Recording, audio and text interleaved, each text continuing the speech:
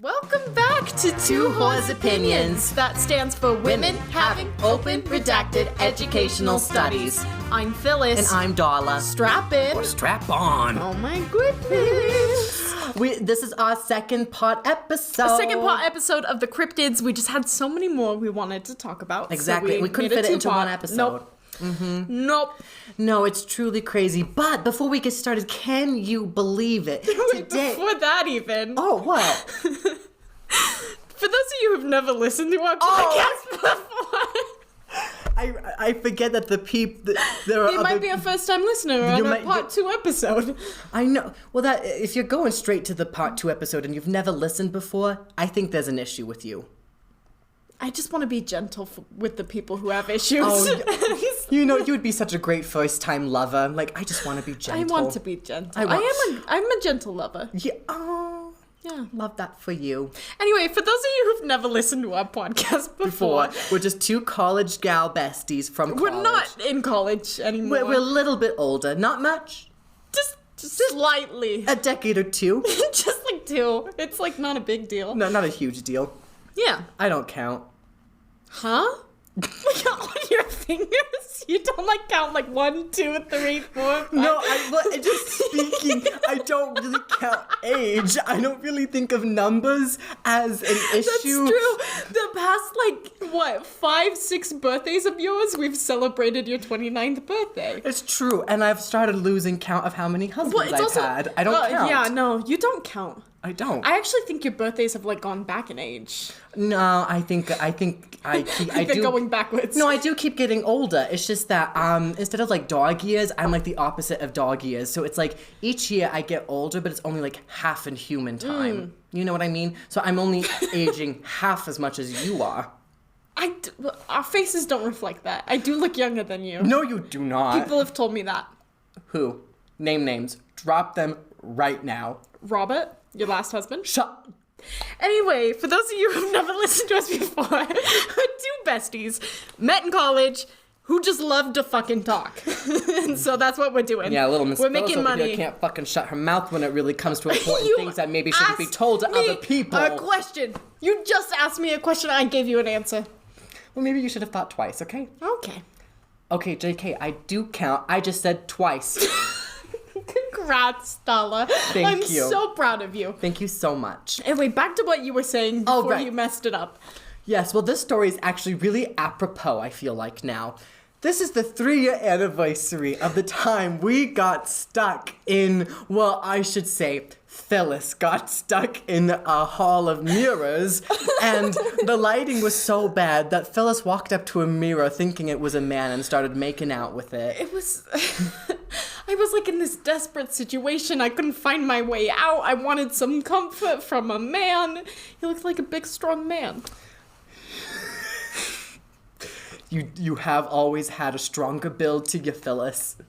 You Ouch. always have. Ouch, what does that mean? No, there's nothing wrong with having masculine features. There's nothing wrong with it. In fact, I've always admired you for your broad shoulders. Fuck you. That's for Robert. I might have broader shoulders, but I look younger than you. Okay, you know what? Moving on. Today's episode, we kind of covered this. We are covering some cryptids that we weren't able to cover last episode. Time. So, I don't know. Should we just get right into it? I think we should just get right into it, don't you? Solid. I do. Okay, so I'm going to start. Mm-hmm. The cryptid I'm going to cover first is it's a big one. It's a scary one. Okay. Skinwalkers. Oh, I'm unfamiliar. Okay, so they come from Navajo culture. Okay. And before I even start anything, I need it to be known, skinwalkers should not be talked about. The Navajo people have, said, do not talk about skinwalkers, you might summon them. So, sorry to put you in risk. We're gonna do it. We're gonna talk about them on the you're podcast. putting my life at risk now. Yeah. Oh. We do everything together, Darla. I didn't think this is any different. Anyway, you shouldn't talk about them. You might summon them. So do as we say, not as we do, listeners. You're so welcome. We're trying to educate you without you having to talk about them and summon them. I suppose, but I suppose that I'm expendable. You are expendable. Alrighty. Anyways, tell us. Tell us So, about the skinwalkers. They're from Navajo culture. They are known to be like, quote unquote, like evil witches. Okay? So there's good witches known as like medicine men who like use their powers, like their supernatural powers for like good and for healing people and all the other things. Skinwalkers are known to be medicine men who kind of turned evil. Kinda. Who very much turned evil. Okay, thank you. You're so welcome. So the only way they were able to become skinwalkers in the first place is they committed some sort of like heinous act, such as like Hyenas? Sorry, I was just thinking about the note I got from my doctor. Where he's So like, you have a really high high anus. You have the opposite of a prolapsed ass. You got a high anus. What's the actual word? Anus. It's anus.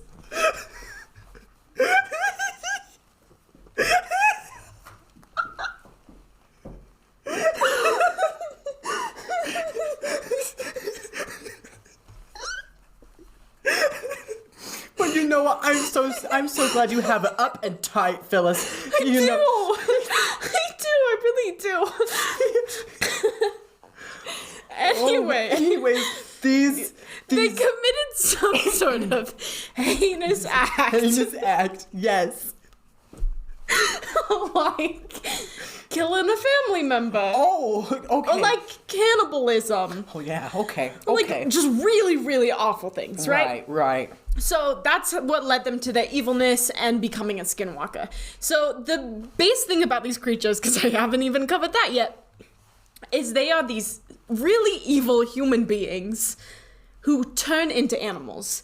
So they can like shapeshift into animals, they can like possess animals, supposedly, some sources say. They can like disguise themselves as animals. Like that's kind of the thing. They can choose what animal they want. The base thing about them though is they have to be wearing like the hide of the animal that they turn into. That's why they're called skinwalkers, because they're like wearing the skin As they're going about doing these things. Yes. Right, okay, absolutely. and then they can like shapeshift. Phyllis edited in here. I just want to clarify one thing. A very common part of the legend we see today in pop culture about skinwalkers is the fact that they can take other people's voices and mimic them. So they could take the voices of your loved ones and mimic them to lure you out. I did not include that when talking to Darla, just because I try to stick closer to the actual, like, Navajo stories, which are few and far between because they don't want us talking about them, but I tried to stick to actual Navajo stories, and according to their legends, that doesn't seem to be an actual fact. It's just something that, kind of the white people of the US have made up that fact, so. But also, how scary. I'm glad I didn't say it. I think Darla would have gotten too scared. So, they're, like, real scary. Ain't fun. They're, like, out to, like, just be evil creatures. Mm-hmm. And so, there's many different ways you're gonna, like, encounter a skinwalker. One, like, warning sign about them, though, is usually when they're, like, in this animal form, they're, like, too perfect. Oh. So, like, a common one that they'll be is, like, a wolf. Okay. So, like, you're walking along, and all of a sudden you see a wolf that's, like, slightly bigger than average, like, the most fit, athletic, in shape. Shredded wolf. Shredded. Six pack. Nothing. Biceps. Absolutely, like, no markings on them. Just, like, look a little too stereotypical and perfect for the natural world. And then also if you're coming across one, they're probably gonna like stare at you kind of evilly and kind of like follow you and like I don't know, maybe shapeshift in front of you. Oh, that's disconcerting. Just a little bit. So other things that they're known to do, they're super incredibly fast. Oh, that's frightening. Super, super fast. Okay. Like, can go like the speed of cars, for sure, if not more. I hate like, that. There's been people who've been, like, they've, like, seen something that I'm getting chills. You literally are. Look, oh, no. Oh, my God. Oh, no. This is frightening. Okay. They're really fast. So, there's been, like, people who've, like, seen them on the side of the road or whatever, and they'll chase their cars. Like, these skinwalkers are chasing these people in their cars. And can, like, go up to, like, 75 miles an hour, and you just, like, you can't get away from them. You're just, like, stuck. And so, yeah, in whatever form they're in, they're super fast, they're super strong, they're, like, really scary. Another huge thing about them is they tend to, like, knock on doors. They're trying to, like, get you in a situation. I mean, there's like some sources that say they can possess you just by looking at you. There's a lot of sources that are like, no, that's too overpowered. That's not true. Okay. But like, rule of thumb, you should try not to look at them or like mess with them, and you should try to like get out of their sights and get into your house, because they kind of have this lore around them, like they're vampires. Not that they are vampires, but like the vampire lore of like, unless you invite them in or let them in, they cannot come in. Okay. So I'm very frightened. you are right very now. frightened. You're really scared. I'm so sorry. No, it's okay. They're scary. Oh, They're scary. So I have the spooks now. there's like tons of stories and or sightings of people saying that skinwalkers like knocked on their door for like 8 hours at night, trying to get them out or into like a vulnerable situation. Oh, that's frightening. Or like, yeah, them chasing their cars, or like them chasing people's cars and then knocking on the windows. Like, there was this one story I was listening to about this young boy. He was with his uncle, and they were, like, driving around. And then he started hearing knocking on his door, and his uncle kept being like, don't look at them, and was, like, speeding away. And his uncle was like, there was, like, 4 of them. And they were just God. they locked in on you and were trying to get you to look at them. Like, they're scary. And usually they choose, like, a victim. Victim. Like, I mean, like 2 victims, but they like hone in on their victim. And just want to do evil things to them. They're also known to like try to cause car crashes, like various other things. Just scary, scary, scary creatures. Is there any way to stop them? Not as far as I know, except for getting inside your house and not letting them in. Oh. And, like, locking the door. That's frightening. Yeah. Okay. I don't know. I wonder if you can, like, call upon like a Navajo medicine man, and if they could use like their good powers. There wasn't a ton that I saw about that though. I could always do more research, but yeah, skinwalkers are crazy. So if you ever see like an animal who like either looks too perfect or looks like it's kind of shapeshifting, maybe like get away. Run away. Yeah. I mean, they're faster than you, so like So what good is running going to do? I don't know. I think fighting them would be worse. So. Oh, that is true. Yeah. That is true. What about the phrase, home is wherever the heart is? I don't think they're gonna listen to that. No, I think so, because picture this. If you just stop them, I'm like a skinwalker, like chasing you. Okay, you're chasing me. Yeah. And so, stop there. Stop. I told you to stop. You can't actually attack me. You want to know why? Yeah. It's because home is wherever the heart is. And then I reach inside and grab your heart and pull it out. No, stop. You're gonna ruin my whole setup. But then, like, your heart's not there anymore. No, I eat it. It's metaphysical. It's metaphysical. You know, like home is where the heart is, and my body is my home. So, and if I don't invite him in, the skinwalker in, I can't be So you're harmed. basically saying if you like don't give consent to sex Or just to touch. Because my body is my temple, is my home. I don't think they're gonna listen. I think they will. Okay, well, I've discovered their weakness. maybe if you run across one, you can like put that theory to test. I will, and you just watch, okay? Okay. Anyways, so the next cryptid we're going to talk about is a very, very popular one. Maybe one of the most famous cryptids of all. The Loch Ness Monster. I feel like this was the first cryptid I learned about as a young girl. I mean, honestly, same. It was probably this one, because there's a very famous photograph, which we will cover in just a second. So, Loch Ness is this lake, aka loch. No, yeah, loch. Really, that's the word for it? Yeah, that's what they call them in Scotland. So it's like Bear Lake, but it'd be Bear Loch. That's like kind of cute though. That like sounds romantic. Bear Loch. Bear Loch. Let's go get engaged at Bear Loch. Exactly.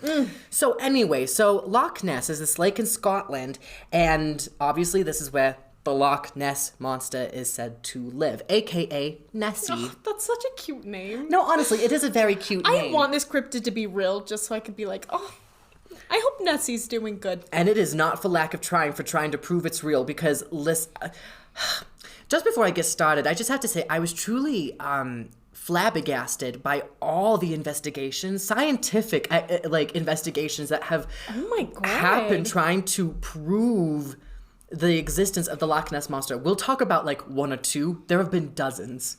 Like, there are so many. Anyways, I'm getting ahead of myself. So, Loch Ness Monster sightings go back all the way to ancient times. So this is a cryptid that's been around for a No long, wonder they're long doing time. scientific investigations then. No, yeah, well, so here's the thing. Stone carvings were discovered that were made by the Pict people. These were people, they were called the Pict people because when Romans came into Scotland and then that area, these people had body tattoos as well as like paintings on their bodies. So Pict means like painted people. Yeah. So anyways, the Pict people have stone carvings that depict lots of different animals, and all the animals are very easily identifiable except for one. And one of them is this beast that has flippers with an elongated beak or a muzzle, and no one knows what it is. No one has been able to identify what this animal is. And these are carvings from the 2nd to 5th centuries AD. So this is like 1700 years ago. Oh my god. Like, it's like, this is old. Yeah. So, anyways, so that's like the very first accounts that we have of potentially the Loch Ness Monster. But the very first written account that we have is from the 7th century biography of Saint Columba, who coincidentally was also the guy credited with bringing Christianity to Scotland. Oh, and so okay, Columba, pop off. I know. You did a lot, Columba. Oh, he's done more. This is my favorite. This is my favorite thing. So, in the year 565 AD, apparently a monster bit a swimmer and was prepared to attack another man when Columba arrived on the scene at Loch Ness, and he told the beast, in the name of God, go back. This feels like Chris Pratt, like controlling the raptors. No, like hands out. So sexy. Oh, it's Chris Pratt. Saint Columba, with the Loch Ness Saint Columba was the Chris Pratt of his day. My god. Oh my god. Oh, he can Chris on my Pratt any day. He can. Anyways, that's the first written account that we have of the Loch Ness Monster, was a man telling, in the name of God, go back to whence you came. And the creature stopped attacking the man and, by the power of Christianity, returned to the loch. Oh, Columba. Yeah, I know. So, like, a lot of people have kind of theorized that a lot of, like, these stories about the Loch Ness Monster have derived from a lot of Scottish folklore, because there's a lot of Scottish folklore that involves mythical water creatures. Specifically, there's a lot of stories about kelpies, or specifically like water horses, which would lure children into the water by offering them like hello little child, I'm a horse, I'm the water horse, going, okay, hello little child, oh my god, wanna come sit on my back? Yes. Oh, wanna have a ride? Yeah. Yay, let's do it. Okay. And scene. And the child would climb on the horse's back, and its hands would become glued to the horse, and it couldn't move, and the horse would drag the child down to its watery grave, and the next day the child's liver would be thrown onto the beach. Did they just not like liver? I don't know. Maybe it was a warning as well. Although a warning would be counteractive to trying to lure people in. So I think it might have just been they didn't like liver. Oh, that's so sad. Why the children? You know? I don't know. Why not attack the white supremacist men? You know? Well, unfortunately I don't think people in these early days knew what white supremacy was. No, you're right. Because they all were. Because they all were white supremacy. Because everyone was. So we have like these stories as well as like these depictions from like ancient times mixed in with like this mythology from Scottish folklore. However, it's not until like the 1930s that we really start to get like the monster, the cryptid aspect of it, where it's like, oh my god, like that it really enters our public consciousness. So in 1933, a road was built alongside Loch Ness, and it offered an unobstructed view of Loch Ness. So anyways, in April of 1933, a couple was driving along and they were having a wonderful drive, and then out of nowhere, they see this huge creature cross the road in front of them. So they stop the vehicle. Cross the road? It crosses the road Okay. in front of them. And they described it as like a dragon or a prehistoric monster. And they described it as having a very long neck and huge flippers. And they saw this creature cross in front of their vehicle and go into Loch Ness and disappear beneath the waves. And they were like, what just happened? What just happened? So anyways, they tell everybody about this, and this starts a huge hullabaloo in Great Britain, the United Kingdom. I truthfully don't know the difference between the United Kingdom and... I just think the United Kingdom is Great Britain? It covers more. Okay. Like the United Kingdom used to encompass, I think, every country that Britain owned. Okay. Until we all were like, no Brexit? thanks. Oh, wait, not Brexit. That's a different thing. I don't even know what Brexit is. Wait, I'm just gonna Google this. What is the difference between the UK and Great Britain? Like it's been asked before. Well, I'm so glad we're not the only unintelligent ones. Yeah, so the UK United Kingdom. includes like Ireland, Scotland, and Wales. Okay, so Great Britain is just...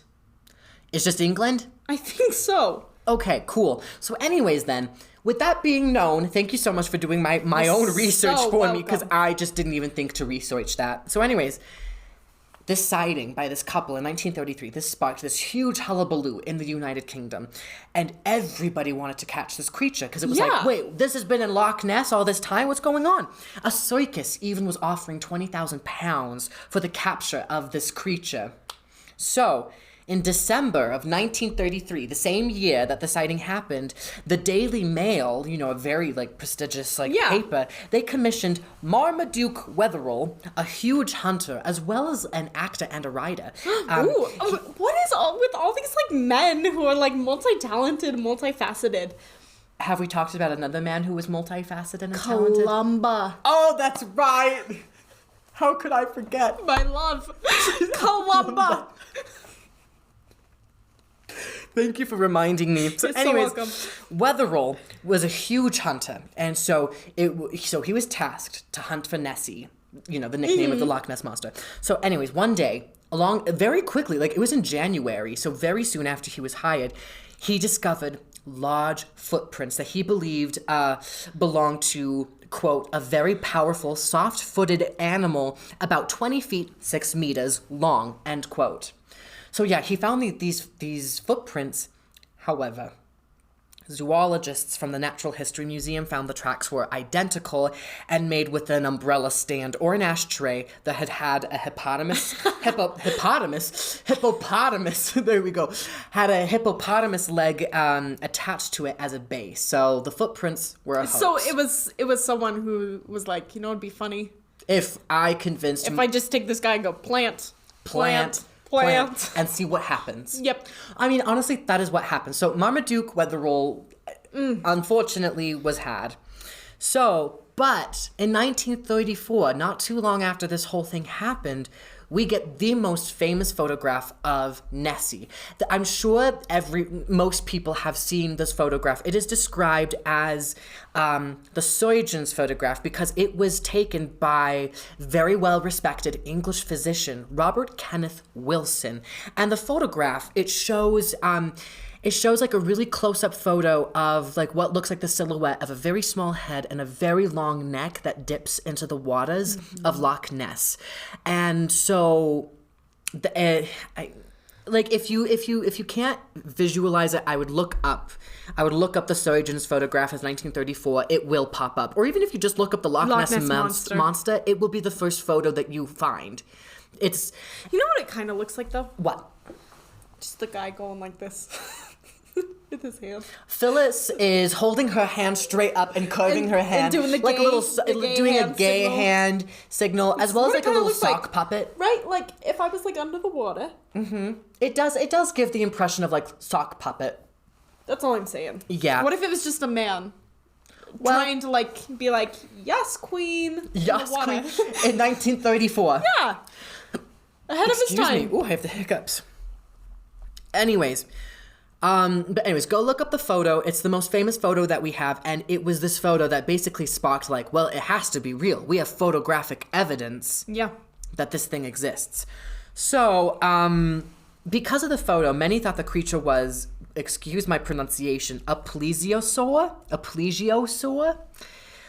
which is a marine reptile that went extinct about 65.5 million years ago.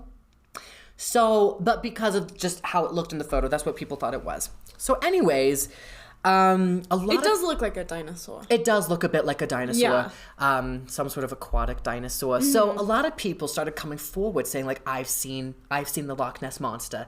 I've seen this creature. And a lot of people were like, it's actually not real. It's actually not real. Sorry, guys. And they made fun of all these people. So in the 1950s, Constance White, a writer, wrote a book called More Than a Legend to help vindicate many people of integrity who had, in the full honesty, had reported that they had seen the Loch Ness monster. So anyways, but like there was still kind of like no one's actually been able to like to prove it's real or not. So I don't know. But in the 1970s, this is where we get to all of those scientific explorations and what's the word I'm looking for? I'm looking for a word. Scientific investigation? Yeah. Sure, that's what we'll settle for. So the Academy of Applied Science, based in Boston, used sonar and underwater photography together to try and get pictures of Nessie. And so an underwater camera would take pictures every 45 seconds as a strobe light illuminated the water around it. So in 1975, a photo was taken right as the sonar registered a large moving object. And so the developed photograph that they got showed something akin to flippers of an aquatic animal. I saw the photograph myself, and I can see why they thought it was flippers, but it is still such a blurry, dark photo. It's difficult to really say for sure. But yeah, that photo. Sorry, Phyllis just Googled it, so we're looking at it right now. Okay, yeah. Wait, I don't know if that's actually the real photo. What is the photo? I can't remember. Wait, go back up. Wait, go back down. That one. It was that one. Yeah, it just kind of looks like water. No, yeah, like you can see like the outline of a shape. So like, I will give the people the benefit of the doubt that it was flippers, or that it looks like flippers. But sorry, I don't know what that photograph is. Sorry. I don't know what that photo is. You're good. Anyways, so there were more investigations. So this was like, oh my God, it's real. Nessie's real. Oh my goodness. So anyways, more explorations and scientific investigations. Why can't I think of the word? This was an underwater photograph that was taken in 1972. Oh. Okay, so Phyllis is showing me a photo, and it is a bit more defined than the photo that I saw. This looks like a monster. Like, it looks like a plesiosaur. It matches, like, the long neck and small head of the surgeon's photograph. So anyways, but these photos in the 70s sparked a lot more investigation into Loch Ness. And so there were major explorations in 1987 and 2003, but they were not successful. And then a lot more photographs were taken in from the 70s onward of Nessie. However, they were all discredited or proved as fake. Just a lot of people trying to jump on the bandwagon. So remember that very famous photograph that we discussed at length, the surgeon's photograph? Yeah. So in 1994, Wilson's famous surgeon's photograph was revealed to be a fake. No! Yes. And so, okay, here's the thing. So it was revealed to be, you're not going to believe this. Do you know who did it? Remember Marmaduke Wetherell, the one who got pranked with the footprints in the sand? Yeah. He was so upset. He was so upset that he got duped.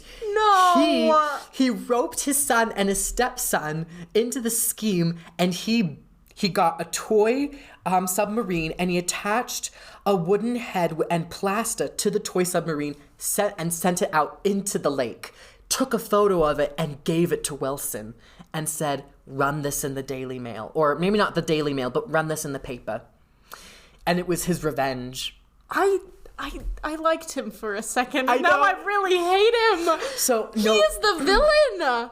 No, it's true. And they discovered this because, like, the photo that we have that is, like, popularly used, the surgeon's photograph, it's like a close-up of it, so you kind of get, like, this forced perspective of, like, wow, that's a huge thing just jutting out of Yeah. the water.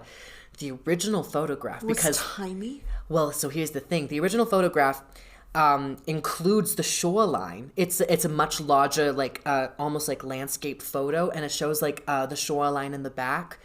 And it looks minuscule. Like, it really does look like a toy in the water. But the thing is that Weatherall, he took the photo, cut the original, and then gave the cropped version of it to Wilson and said, run this.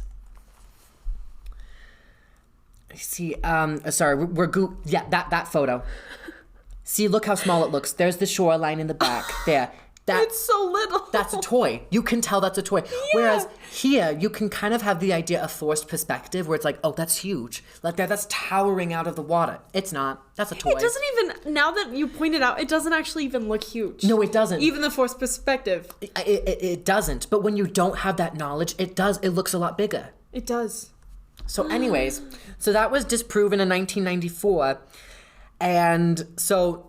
Look, things are looking bad for our dear Nessie. Perhaps she's not real after all. No. And so this leads to 2018, when researchers conducted a DNA survey of Loch Ness to see what organisms live in the waters.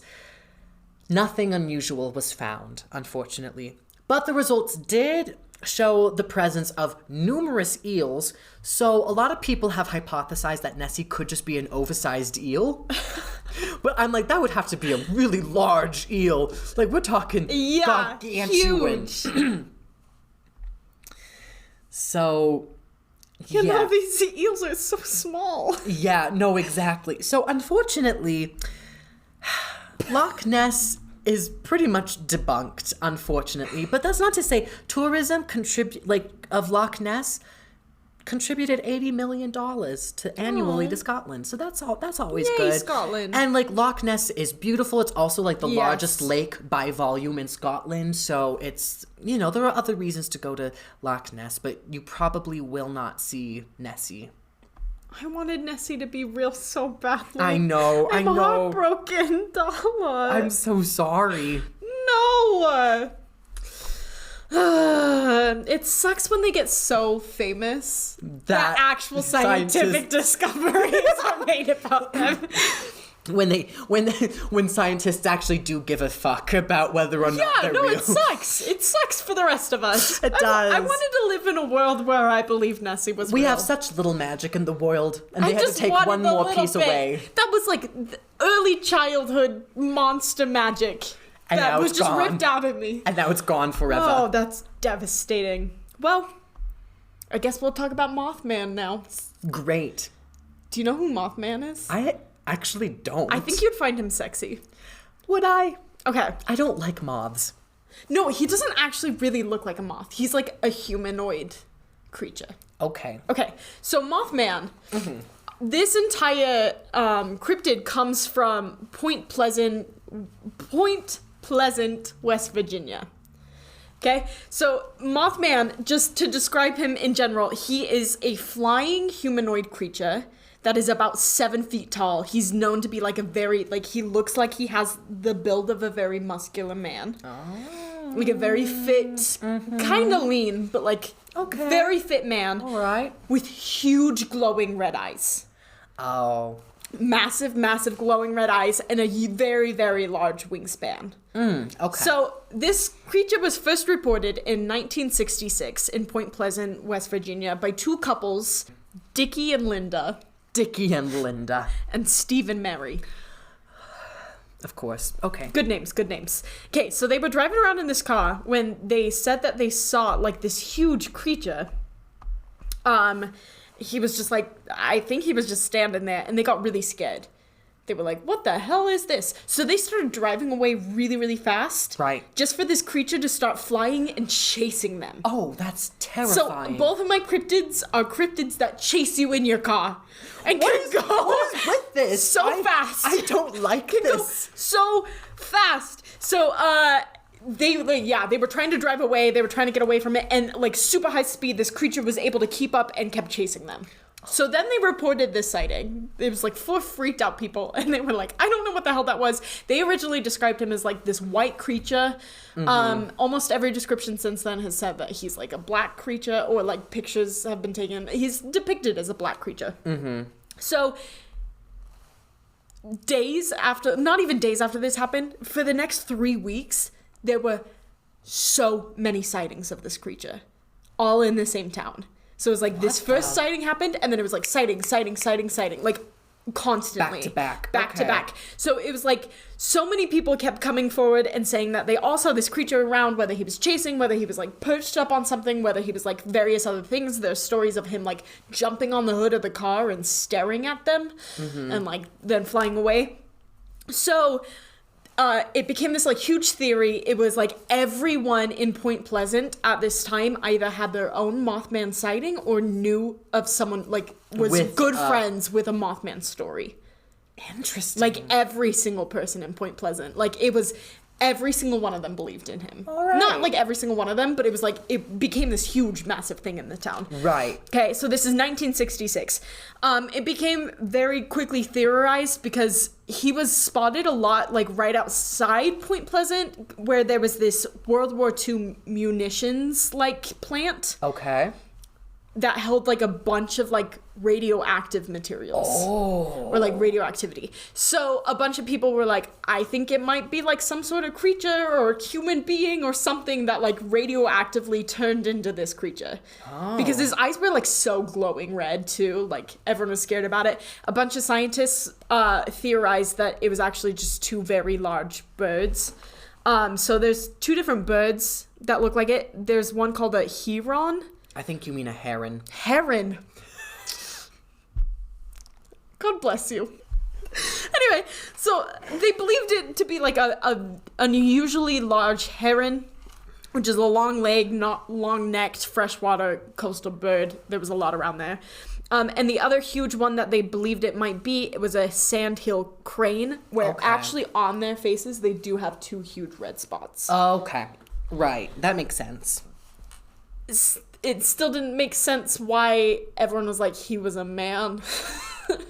Right. Like, these birds, these bodies don't quite look like men. I'm looking at pictures of them right now, and I would not classify them as humanoid in any shape, way, or form. Because, like, almost everyone agreed that this creature was, like, I don't know, 6 to 10 feet is what everyone was saying. Which is also very large for those birds. Huge. Very large. Huge. And that he had about like at least like a 7-foot wide wingspan. Which both of these birds have very, very long wingspans. Okay. So that's why these like scientists people were theorizing. Like, well, maybe. And again, like it kind of like went into the theory of like, okay, maybe it is these birds, and it was these birds that became radioactive. Oh. Okay. Almost all of this came to a close, though, in 1967. Okay. There was a bridge in town called the Silver Bridge. Mm-hmm. It collapsed out of nowhere and led to the death of 46 people. Oh, my God. Like, it was a huge, tragic accident. Right. And almost immediately, all sightings of Mothman, like, either went away or dipped down, like, drastically. Like exponentially went down. And so there could be a few explanations for this. It could be like everyone was having fun with this whole Mothman thing, and then they were like grieving and in a tragedy, and so like that was not at the top of their minds. Right. It could have been like, I don't know. The other main theory is that Mothman actually is just like something to foreshadow tragedy about to happen. Oh, really? Like that became a huge theory where later, because he'd only been really seen in Point Pleasant. Right. In 1999, there was these Russian apartment bombings. It was like this huge tragic accident. And people said that they saw Mothman in Moscow, like right before that. And that he foreshadowed these apartment bombings. All right. And then not only that, like a few people have like, I think there's photographs out there. I don't know if any of them are super believable. I didn't do the research into see that. But there are a lot of people who claim that they saw Mothman both before and during the 9/11 attacks in New York City. Wow. So he became this like... harbinger of doom. Of doom. Or like a warning almost. Harbinger? Harbinger. I don't know. You're getting me so mixed up with pronunciations. I'm so you scared. know I can't pronounce anything. That's I like know, my but thing. you're really rubbing off on me now. I'm scared. Harbinger. No, you have to know how to pronounce things because if both of us can't, no one's ever going to understand us again. No, but long story short, he was like an omen of doom and death. Yes. Okay. So, I mean, there's also two different sides to that where either he's he's going to create doom and death or that he's coming to warn people. Right, like, hey. It's like, yeah, just like, hey, Here's a warning. Be Be prepared. If you believe in me, like, get out of here. Right. You know? Right. Or that he's the one bringing it. He's the one bringing it, like, hey, besties. Anyway, wait, I'm going to show you a picture of Mothman. Okay, I'm ready. So there's now a statue in Point Pleasant, West Virginia. No one's really seen him since. Like, that was like the biggest thing. People still claim to see him like around accidents, but like it was huge for like a year, and then the Silver Bridge accident. That's so interesting. So this is the most latest one that someone photographed. Oh my god. He resembles like he looks like a man. No, yeah, like those look like 2 feet. Yes, here's like the statue of him. Interesting.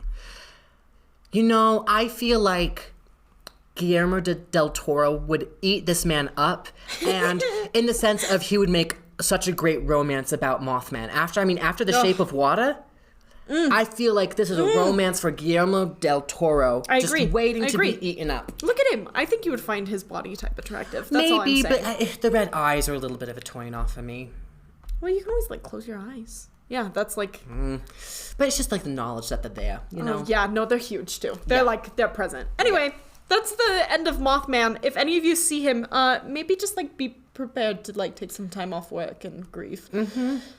So, at least he's not like attacking you like skinwalkers. That's true. Yeah. That is true. Nessie never attacked anyone, did she? Well, Nessie was a good one. Saint Columbo apparently stopped her. in the name of God. And then I think she learned her lesson and never attacked anyone again. She was trained well. No. She could have been like a sweet little pet. Oh, Nessie, I want her. You know, I wish that if I were training an animal, it would be that easy. If I just like used the power of God. In the name of God. Will it work on you? Probably not. Stop having sex every goddamn day, Darla. I don't. Sometimes you have it like 3 or 4 times. A day? With different men. No, I do not. That is an over-exaggeration. Anyways, speaking of sex, let's talk about Yeti. Oh, delish. Actually, he has nothing to do with sex. I just thought that would be the best segue. Or sex. Do you find him sexy? No, I don't. I do not. No. See, I kind of like a man with white hair to be like a little... You're into older men? Yeah. Just a little. I don't want like them like senile. Oh, okay. Not like a King Lear situation. Oh, no. No. I mean like a rich daddy. Okay. Like a rich old daddy. Like Richie Rich. His dad. Who's Richie Rich? He's this character. He was like, I remember there was this movie on VHS tape years and years ago back in the 90s about this little spoiled rich kid named Richie Rich, which first of all, what a horrible name. That's so bad. Anyways, but like his parents get stuck out at sea. But his dad is sort of a DILF. See, that's what I'm talking about. I like a DILF with white hair. Okay, that makes sense. Anyways, yeah, Yetis have nothing to do with sex. It was just the best segue line I could think of. So anyways, last episode, we had a very impassioned individual, I can't remember her name. We had a very impassioned individual come and speak to us about Bigfoot. And how she believed Bigfoot was Cain. Yeah. From the Bible, which God. Yeah, kind of crazy. But anyways, but you know, Bigfoot is a cryptid in the sense that, you know, very popular, lots of sightings of him around. Yes. And we entered this we kind of entered this a little bit with you know, with skinwalkers as well as Mothman, where we're getting into cryptids that are more humanoid. Yes. And which opens up a really more human than animal. Yeah, which opens up a really interesting kind of conversation, which we'll be having after I talk about the Yeti a little bit. So yeah, the Yeti is very similar in description to the Bigfoot, as well as the Australian Yowie. Ooh. Yeah, that's a good name. I agree. So anyways, Yeti are usually described as shy, furry, human-like snowmen who live in remote mountainous regions of Nepal and Tibet. Like they are that's where they are housed at, is like in the Himalayas. These little shy guys. Yeah, just little shy guys. And so the name Yeti translates in the Sherpa language to that thing there. There are also a lot of other names for Yeti that are used in Nepal and Tibet, which translate to different things like snowmen or various other things like that. Yeah. So, but the Yeti was mistranslated to abominable snowman in English, and that is what really caught the attention of like Western audiences. And people were like, "Oh, that sounds so scary! Abominable snowman! Like, oh, what kind of that thing there?"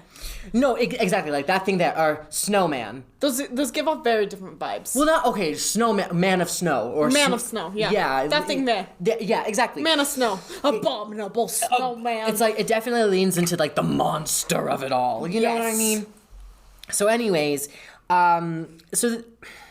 Yetis were originally thought of as fictional. You know, they were bedtime stories to keep children from wandering into the wild. However, like the history of the Yeti is very, very interesting. So Yeti entered the Buddhist tradition about 350 years ago when a holy man named Sangwe Dorji took up residence in a cave near the remote village of Pangbosh, which had a clear view of Everest. So, Lama Sangwe Dorji, wanted to remain alone because he wanted to meditate, etc., etc. And as the legend goes, Yetis brought him food and water and like fuel for fire. That's really cute. Isn't that so sweet? That's so sweet. And so when one of the Yetis died, he kept the scalp and hand as a reminder of the kindness of this Yeti. And so the Lama, he created a temple, and these Yeti relics became a main attraction. So like it is like a legend, but also like there were like relics of Yeti. So I wonder if it had just been like, if it was one of those things where it's like they're now extinct or they're not around anymore. I don't know, because the belief was that they were not real. That was the belief. So I don't know how anyways, I'm not really quite sure how that happened.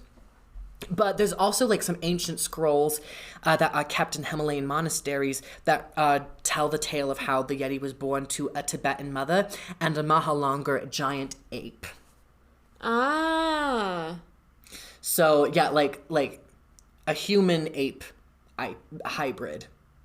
And they became shy and friendly. Mm-hmm. And just helpful little guys. That's really cute. I know, right? Oh, the Yeti. So in 1951, there was a mountaineer by the name of Eric Shipton, and as he was hiking up in the Himalayan mountains, he found a mysterious footprint about 12 to 13 inches long and about twice as wide as his own boot on Nepal's Menlung Glacier in the Himalayas. So he discovered this footprint, and That's the real Bigfoot footprint. That's huge. No, it's huge. It is a huge footprint. So he discovered this, and this spurred lots of people to go looking for evidence, including the first man to ever summit Mount Everest, Sir Edmund Hillary. And Sir Edmund Hillary, he found a tuft of long, black, thick, and coarse hair at around 19,000 feet on Everest. And he was like, this hair belongs to the Yeti. So, all of this, like, during the 1950s, it just, like, sparked so much belief in, like, the Yeti's existence that the U.S. State Department created rules on how someone was supposed to behave in its presence in 1959. No, what are the rules? The rules were hunters are not to kill it? Kill it? Excuse me. Hunters were not supposed to kill it, but they were supposed to photograph it or capture it. However, they had to clear the discovery with the Tibetan government first. Oh.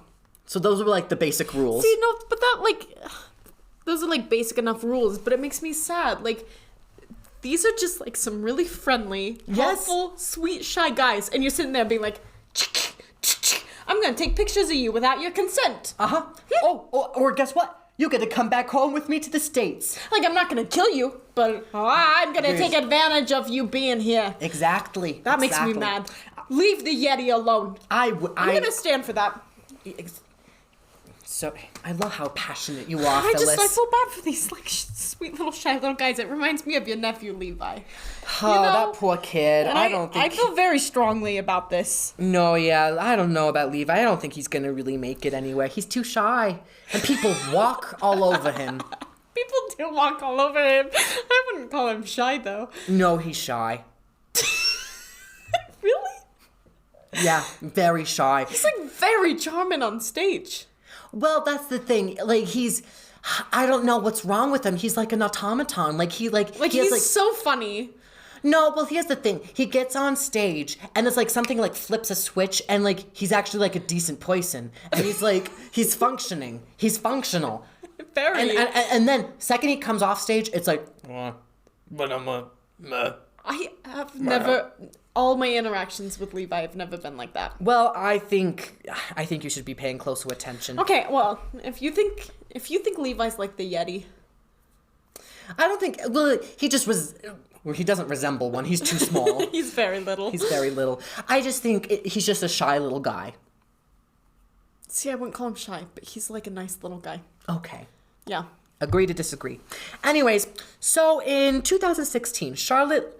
Oh boy, I can't pronounce this because there are a lot of consonants in this name. Just spell it. It's Lindqvist. That's a really cool name. It's However very it's cool. pronounced. I'm just gonna say Dr. Charlotte.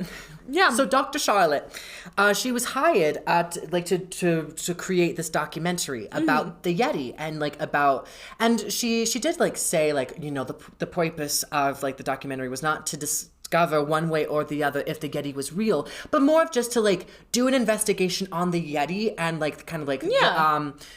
stories that surround it, as well as the culture around it, etc., etc. However, she and a team of scientists, they conducted mitochondrial DNA tests on a lot of the Yeti samples that they had gotten a hold of. Yeah. So, and a lot of the Yeti samples that they got were were traced back to Himalayan brown and black bears, and that paw of the Yeti that they kept in the monastery, that was traced back to a black bear. So it's these shy, friendly little black bears? Yeah, black and brown bears. I didn't know they were that friendly in Himalaya. I mean, granted, these are all legends, so we don't know if this is true. I like to believe it. Alrighty. And so, unfortunately, all of mine are debunked. What is with this? Yeah, you keep choosing debunked ones. I keep choosing really scary ones that chase your car. No, it's true. But I think, talking about the Yeti as well as Bigfoot, sort of last episode, as well as Mothman and Skinwalkers, it brings up a really interesting topic. Yeah. Because, a lot of folklore reflects our uneasy relationship with the natural world that surrounds us.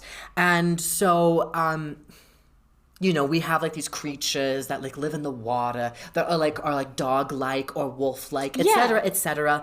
However, we have these creatures that are more humanoid. They're bipedal. They can walk on 2 feet, and they have more humanistic natures. And I mean, Bigfoot and the Yeti are referred to as the wild men. Yeah. They have the stereotype of being called the wild men, and it's almost like they represent this uncivilized, former, shadowy version of ourselves, because we view ourselves as these civilized people. We do.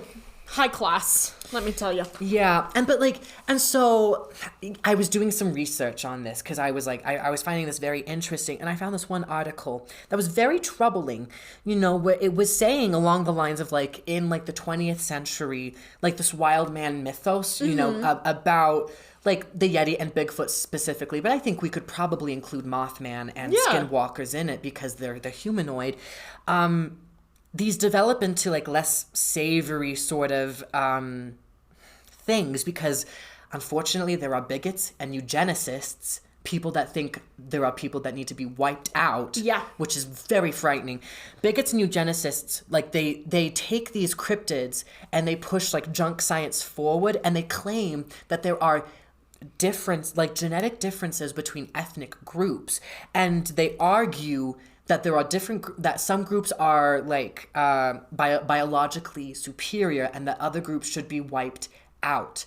And they use these cryptids and the science and the science, and I put that in quotation marks, like the pseudoscience, and they push the pseudoscience forward as evidence. Look, there's a Yeti. That's obviously not a human. We can, from there, we know like to get rid of anyone who doesn't look like us. Like, right, and like with like Bigfoot, like anyways, so sad. Yeah, and one of these people that like that this article was quoting was that people that are obsessed with finding these people to prove their point about like eugenics. Yeah, eugenics. One of them was in the 1950s was Harvard anthropologist and crypto eugenicist Carlton S. Kuhn.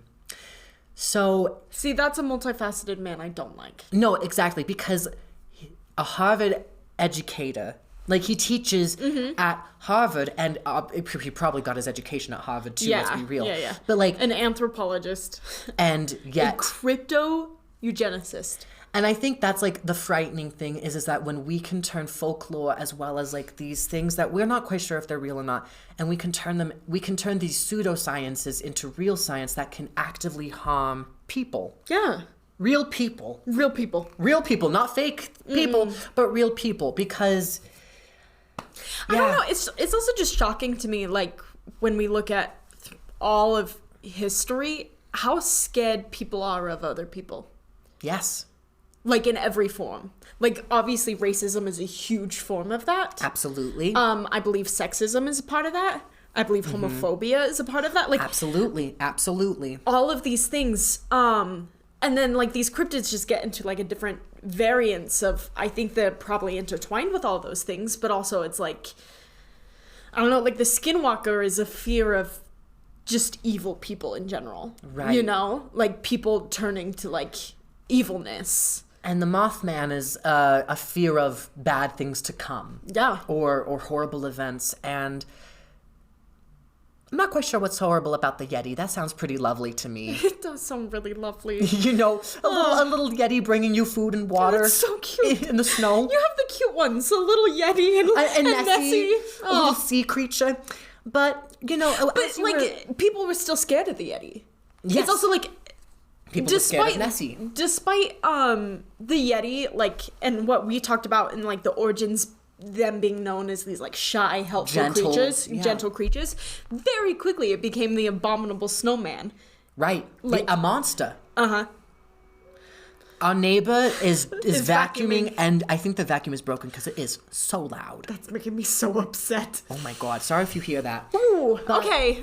Okay. We're trying to record here. Breathe, Phyllis. Breathe. Deep breaths.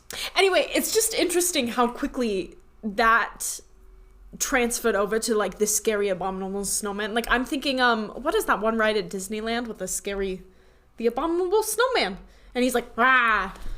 I've never been to Disneyland. Oh, that makes me so sad, Darla. It's really scary. Wait, I have to show you this. That is not how you spell abominable, Phyllis. There you go. Snowman, ride, Disneyland. Oh, what is he from? What's he from? He literally, that's what he looks like. Oh, that's frightening. And he like keeps popping out and scaring you in Oh, that is frightening. I understand that.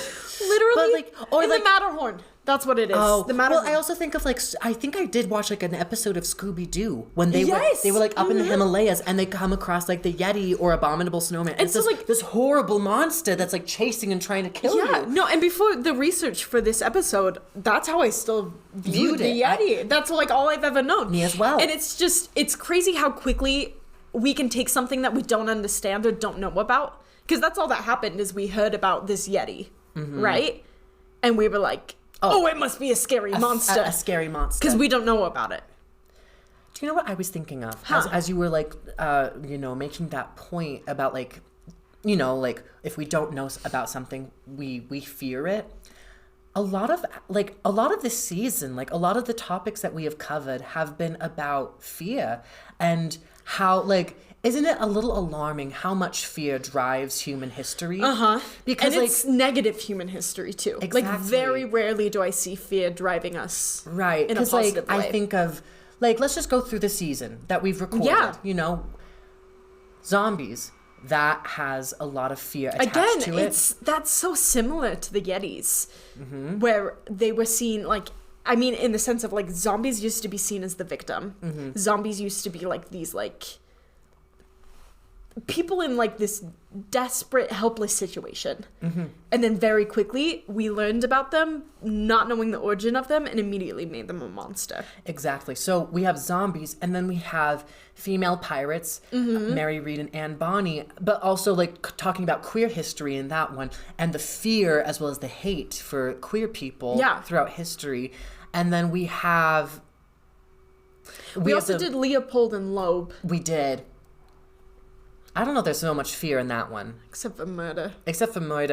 And potential like homophobia that it may have caused because they were gay lovers. So that one does as well. Yes, and then we have these 2 cryptid episodes. History is just an investigation in fear. Truly. Or maybe we just chose really or maybe scary. we just chose very specific things. I don't know, but I did like we just chose random topics that we found interesting, and it just so happens that they all line up in this tomatoes. way. We forgot tomatoes. Oh, the fear of tomatoes literally being killing poisonous, you. and I still do fear that. I don't blame you. No, but like, I don't know, because I mean, because we listeners. When we were outlining this season, we truly did just choose the most random topics because we were like, that sounds interesting. Let's talk about that. That's something I'd love to research. No, literally. This wasn't, but yeah, our season, fear. Fear. Ooh. Boo. Get scared. Anyway. Yeah. That was good.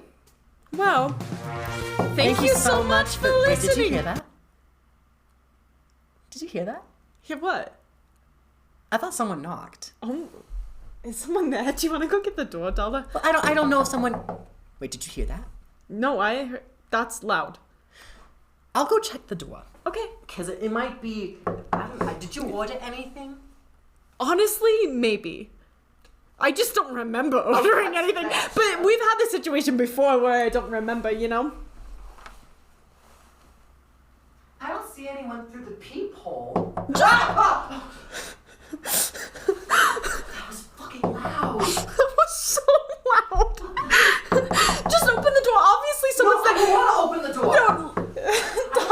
Darla. Obviously someone's there. It's probably like a little kid. Like they might be selling us Girl Scout cookies. Kid knocks that loud. Well, you can't see through the peephole, but like maybe they're selling Girl Scout cookies. Fine. I want Girl Scout cookies. What is it? Stay back! Stay back! Darla, what the hell is happening? I think it's a skinwalker. How do you know? It was a cat, and then it wasn't a cat. Like a little cat? It was a little cat, and then it just got bigger and bigger, and now it's really tall. Can you see it through the people?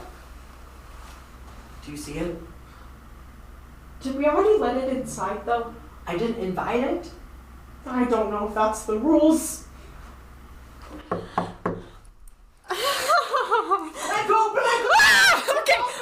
Okay, listeners, thank you so much for listening to 2 Horse Opinions.